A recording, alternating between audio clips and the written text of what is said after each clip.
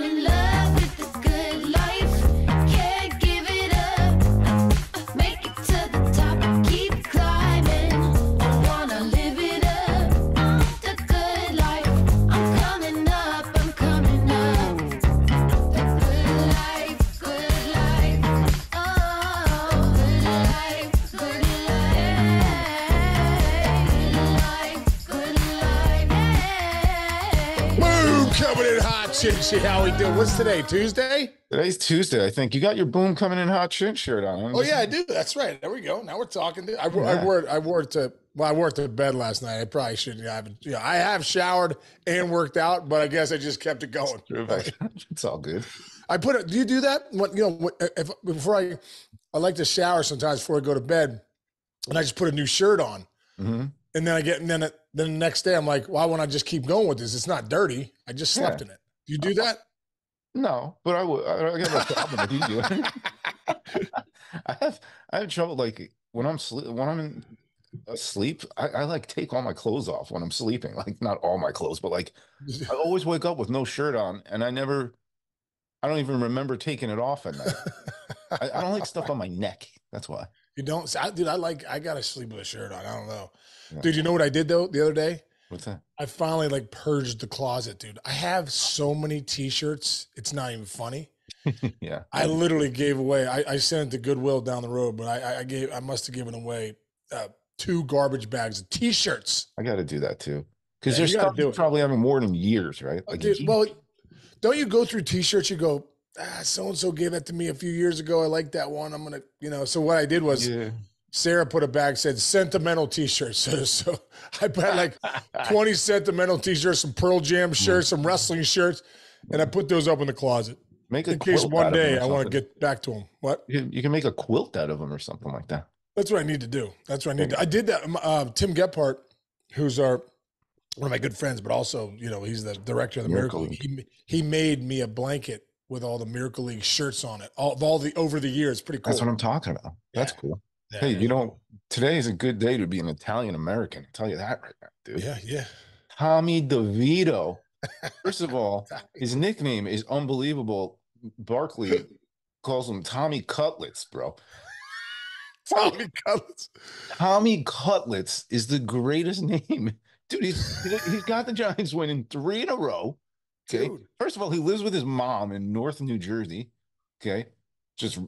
He's running North Jersey right now. He's like more popular than Tony Soprano in New Jersey right now. Where in Jersey? Do you know where he lives? I'm not sure exactly. Dude, I'm sure his house is like there's people driving by and it starts to happen.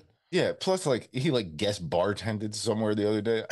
Good for him, man. The Giants are only 1 game out of the playoffs now. They only have like 4 wins and they're 1 game out of the playoffs. So great. The Eagles losing to Dallas, they went from a 1 seed to the 5th seed in the NFC right now. There's like 20 teams. The entire NFC can make the playoff. It's like in some regard. It's really great. Incredible. That's incredible. I thought I really hadn't paid attention to the Giants much. Obviously, the NFL a ton, but I thought it was over when Daniel Jones went down. I'm like, oh, looks like the Giants' year is over. They were talking about trading Barkley, like their best player. What? And now Tommy Cutlets is here. Tommy Cutlets is slinging it all over the field. And the other thing is when he does the dude, you know what it reminds me of? When they do the roll call at Yankee Stadium? Yes. They're going through everybody. When they get to Rizzo goes like this. Yes, it's the same. And I'm like, hey, Riz, what are you doing? He's like, it's Italian. Hey, is that like manja? Who was your favorite? I mean, I'm sure you liked them all, but what was your favorite roll call of your guys on the team? No, I thought Rizzo's roll call was the best. The roll calls are dude, that's so cool, especially when they got Volpe going because he's such a big Giant, big Yankees fan growing up. You know what I mean? Yeah. And, you could tell he's like, this is cool because Volpe was probably giving roll calls to people back in the day too. You know what I mean? Like, oh, totally. That's crazy. all the guys when Jeter, Volpe's yelling Derek Jeter, out the field with his mom and dad probably. Now the best one back in what I used to like is Brett Gardner used to go. He used to flex. Did he? Yeah, that was pretty cool. Yeah, who else? Who else? Did anyone shot. else do some good ones? I'm trying to think. Like Swisher, like became like an honorary bleacher creature because he was playing right for them for so many years. So he was pretty good at it. I don't remember any of the other like. Dude, Swish, stay with Swish right here. Swish is like a special assistant to Cash, right? Okay, yeah. And dude, he would come in, a few times during the year, and bro, you want to talk about Mr. Energy? That guy brings the thunder. I know he When makes you comes in, boring. it's real though. Like, oh man, Swish is here. Is this not real? No, it's genuine. Like Nick Swish is genuine as they come. Like that's why when you go back to that 2009 team and they brought in CC, they brought in AJ Burnett. Dude, Swish had to be a big part of just what the energy he brings every night. That's amazing. First of all, he had some of his best years ever with the Yankees. Pops, dude. That team was fun, man. That was played my team. Yeah, this team's fun. This Yankee team's going to be really fun. You got Juan Soto now. Hey, wait, we got to talk about this. Shohei Ohtani is apparently deferring $1 gazillion. Like, what is it? 2 million. He's only going to like take $2 million a year. $2 million a year. And I guess under the collective bargaining agreement, they basically said it's fine. Yeah. You have to think he's making hundreds of millions with New Balance. Has to be. You know what I mean? I mean, how much money do you need? Dude, Chinch, I was thinking about if this is true, it looks like he's taking $2 million, $68 million deferred. In 2034, he's going to start taking 68 mil. Dude, I think it's super smart. As a player, I look back now, Griffey's still getting paid by the Reds. Bonilla's still getting paid by the Mets. Bonilla. Scherzer's going to get paid for years from the Nationals. I mean, just saying, like, I wish, looking back, I would have deferred some money. Really? You and me are grinding here in the mayor's office trying to make 10 cents. I wish I had a check coming in from the Reds still. I would have deferred some of the money I signed. We're rubbing nickels together. Yeah. Although maybe that's not good because I did get divorced a few years ago. I'd be paying half of it out. I remember there was one of our friends, who shall be renamed nameless. But he had one more year on his deal, but he was going to divorce. So he just retired. So he didn't have to pay the other half of the last year of his deal to his ex-wife. Are you serious? Yes. Oh my God, it's so good. But that's funny. Dude, I had a buddy of mine, my buddy Ryan Johns, who listens to our show. He's like, hey man, I worked out with him this morning. He's like, hey, I just heard the episode when you were talking about your billionaire friend. And saying the only difference was the guy's got a 747 with a couple pilots and a hangar and mechanics on call. He's spending like $10 million here. He goes, could you ask him what about 100 heirs? He goes, billionaire, and he goes, I'm 100 heir. He goes, what? I go, wow, the biggest difference. Dude, funniest thing about my buddy's car, he's got this Ford Explorer that I think that he bought from Ford, bro. Yeah. Chich, we were driving. I'm like, are we safe? Because it actually sounds like the transmission is going to fall out the bottom of his car. I was like, are you sure this is a new car, Johns? He's like, yeah. It's like, dude, it has $900. He said, I'm only owed $900 more dollars on it. I go, bro, they're a crack addict downtown is not buying your car from you. If you said free, you could have it free. It feels like, things are going to just fall apart. Oh my God. When I had my first car was like a 1984 Jeep Cherokee Pioneer. Remember the square ones? Those are so cool back then. But it was so old that towards the last year I had it, there was a hole in my transmission. And I would have to every 2 days, I would have to go to the gas station and they would have to fill my car with transmission fluid. Otherwise, it would just stop in the middle of the road. So like, are you serious? I had to go to the gas station every day and I had to ask for transmission fluid, which they don't have that. Like, that's not like sitting around at the gas station like your oil change. Oh my God. Dude, for a year. Because then what would happen is my steering wheel, and it had like some form of like the original power steering. But that didn't work anymore either. So like you could literally spin my wheel and it would go in circles and not move the tires. That was the most dangerous death trap I ever had. It was fun. Dude, I remember when I was in the Cape Cod League, it's like you said, it's stuff like that where like the fluid, you don't know how much you have, what you know, you just know you need to get more. Yes. Well, dude, I was in the Cape Cod League in '94. I obviously didn't have a car, so I'm there, and a friend of mine was like, "Hey, I have a family up here."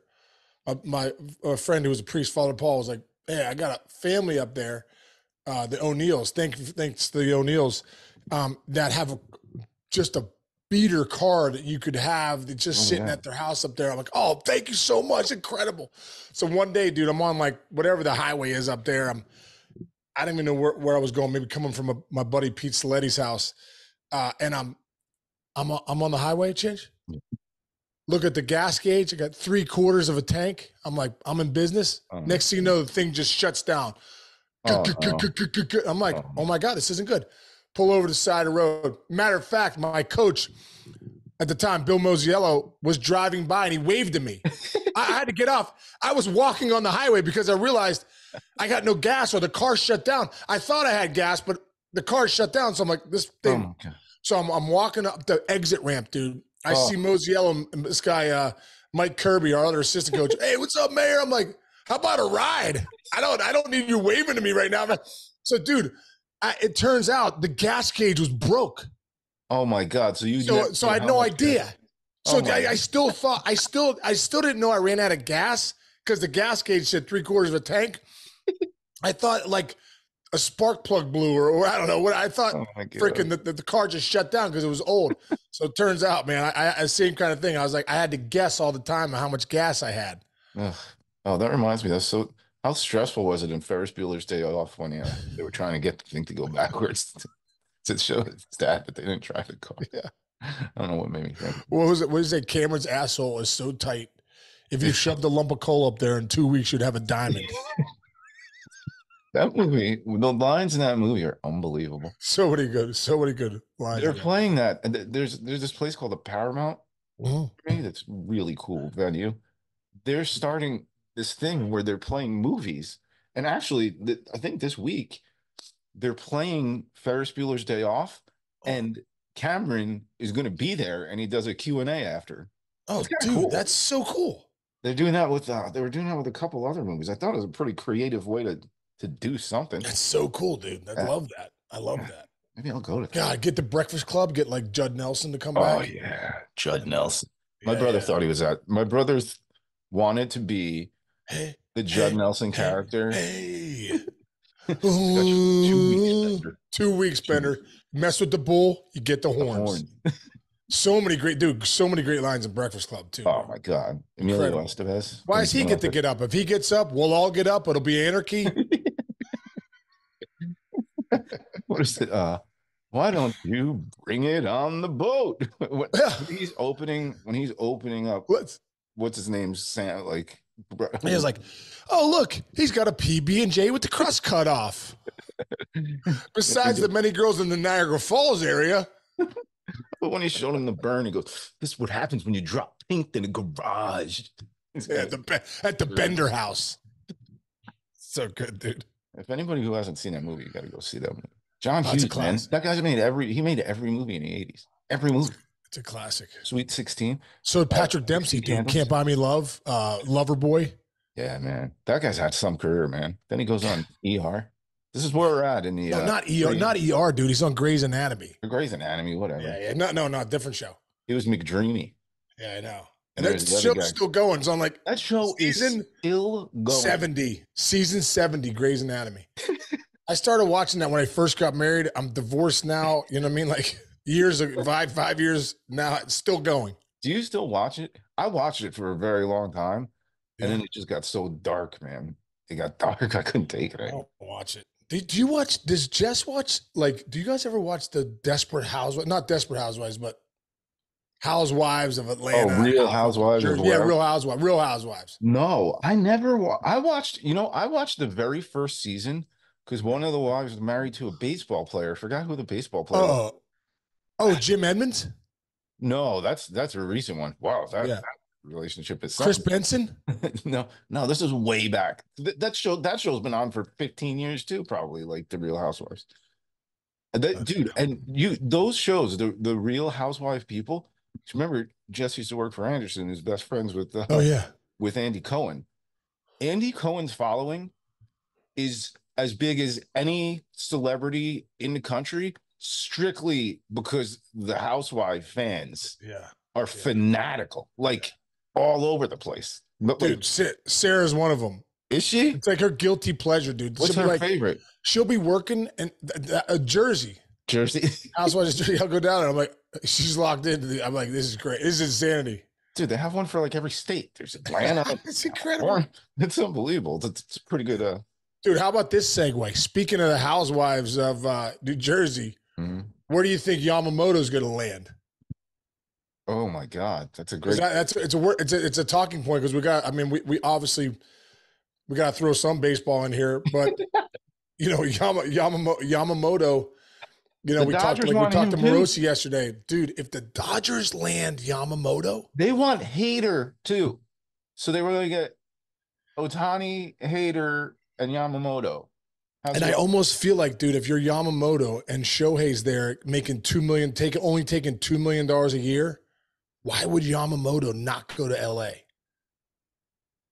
It's a good question. I'm just saying, like, I gotta think. So this friends, right? To play on the same. I'm sure they are, but also, you know, ego wise, who knows? Maybe he wants the spotlight. Be on your own. And it sounds like the Giants are willing to pony up some money too. Will also be interesting to see if the Blue Jays, after missing out on Ohtani, do they now go all in for Yamamoto? Mets, Yankees. These are teams. You got the Mets, Yankees, Dodgers. Imagine the Giants. All the big market teams have the money to pay this guy. I wonder what he's going to do. What would you like? Where do you want to see him? Dude, listen, I would think this. If I'm a guy like Yamamoto, or if I'm, you know, I don't know all the teams over there, but I know the Tokyo Giants are big. Say that. If I'm one of the best players, if I'm the best player in the States and I'm going over to Japan because I want to elevate my game, I'm not going to play for like just, you know, a team that, you know, that's not top of the line. So if I'm Yamamoto, I'm coming over, and that's why I'm either playing for the Yankees, Mets, Giants, Dodgers. You know, Red Sox. Right. You know what I mean? Yeah. Cubs. Yeah, you make a good. You know, I want to go to a place that I know they're going to win, and I know the fan following is huge. Yeah. You know. Yeah. I'm not coming to a place like, I'm not saying St. Louis. St. Louis obviously is huge. They got a big following, but you know, they're not the star status for that. You know what I mean? You know what I saw the other day? I was actually looking because somebody on Twitter was saying, like, why would have Ohtani bothered going to Toronto? I pulled up the attendance records from last year.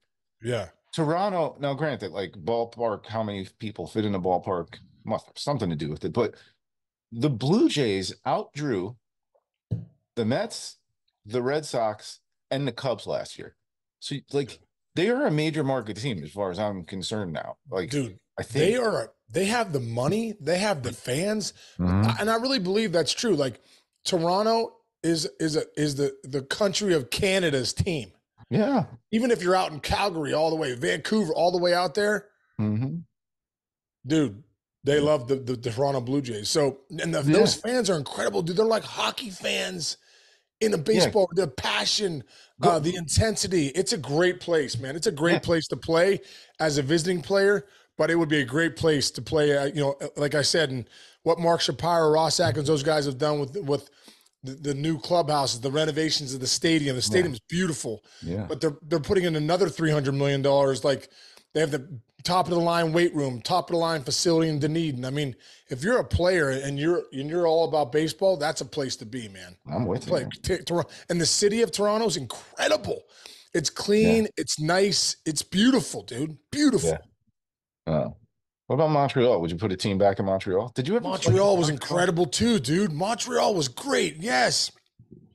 Although the one time in Montreal when it was towards the end, they had Bring Your Own Dog Day. I think I told you the story. I met Jay Moore. Jay Moore, the comedian. Oh, yeah. He came in the clubhouse with his buddy, and he's like, dude, he wanted to meet me.